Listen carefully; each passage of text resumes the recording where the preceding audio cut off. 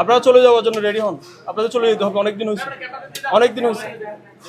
আপনার আমি 100% চ্যালেঞ্জ দিয়ে বলতে পারবো ক্যান্টিন কেউ ফাঁক হয় না। ক্যান্টিন মালিক আমার ক্যান্টিন ঠিক করতে পারতেছে না, তাবলিগে গিয়ে বসে আছে। এই যে এই পোকাটা কি ছোট ভাই? অনেক।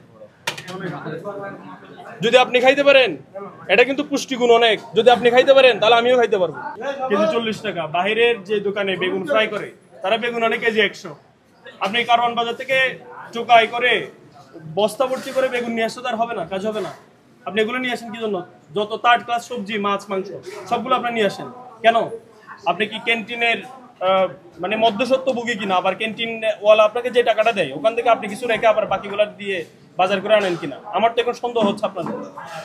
এতদিন বলার পর আপনার কোনো পরিবর্তন নাই। আজকে দেখেন একজনের মাথায় ক্যাপ নাই। এই যে দেখেন, এই যে খাবার যে সার্ভ করতেছে এখনো ক্যাপ নাই।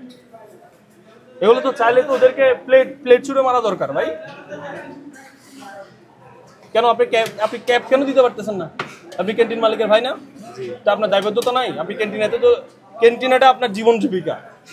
তা আপনারা এভাবে করে ফাইজলামি কেন করতেছেন আমাদের সাথে? আপনারা চলে যাওয়ার জন্য রেডি হন। আপনাদের চলে যেতে হবে, অনেকদিন হয়েছে, অনেকদিন হয়েছে। আপনার ক্যান্টিন মালিক আমার ক্যান্টিন ঠিক করতে পারতেছে না, তাবলিগে গিয়ে বসে আছে। এটা কোনো কথা?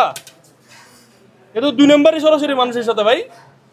কত বড় পোকা পাওয়া গেছে আপনি দেখছেন আজকে? দেখেন আপনি এনে বাজার করছেন। এই যে এই পোকাটা কি ছোট ভাই? অনেক। যদি আপনি খাইতে পারেন, এটা কিন্তু পুষ্টিগুণ অনেক, যদি আপনি খাইতে পারেন তাহলে আমিও খাইতে পারবো, আমরা সবাই খাইতে পারবো। বাজার কি আপনি করেন? তাহলে নিম্নমানের বাজার কেন করেন?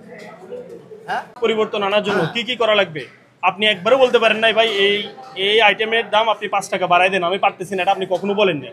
আপনি যেমনি পারেন তেমনি আমাদেরকে খাওয়াই দেন। কয়টা দিন আমরা ঘুম মাইরা তাদেরকে ভাড়া দিছি। সব মানে আপনি একটু এদিকে তাকাইছেন অসুবিধা নাই, এদিকে তাকাইছেন বাস নষ্ট করে ফেলাইব। যতদিন আমরা মনিটরিং করছি, চেষ্টা করছি আর কি মোটামুটি ভালো আনার জন্য, কিন্তু আবার একটু দিলে আবার এরা এরকম। আমি 100% চ্যালেঞ্জ দিয়ে বলতে পারবো ক্যান্টিন কেউ ফাঁক হয় না। ক্যান্টিন কেউ টাকা না দিয়ে যায়। 5 আগস্টের পরে এরকম চেষ্টা একজনও নাই হলে যে টাকা না দিয়ে খায়, একজনও নাই। 1000 পরিবার খাবার রেডি হয়, এত খাবার আমাদের আর কখনো ছিল না। 120 ওনারে ডাকেন, ওনারে ডেকে নিয়ে আসেন।